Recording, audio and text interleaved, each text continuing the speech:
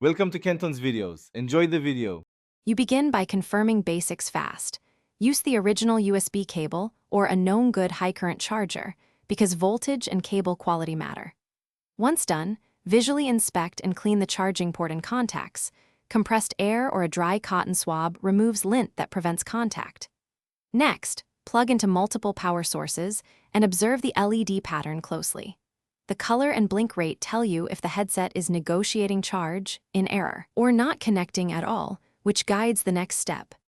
Now, isolate the fault methodically. Swap cables and adapters to rule out a flaky charger. Try a powered PC USB port because some wall adapters fail to negotiate current. If that fails, perform a model-specific reset. Hold power for 10 to 15 seconds or follow JBL's reset button sequence to clear firmware hangups. For true wireless sets, inspect the case.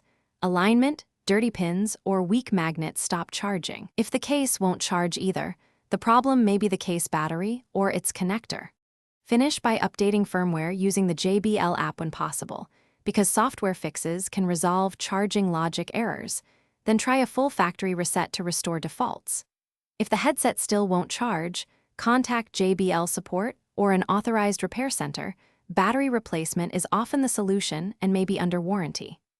One key troubleshooting tip: if you see a swollen battery or heat, stop using the device immediately. Measure voltage only for diagnosis, and never attempt to puncture or open the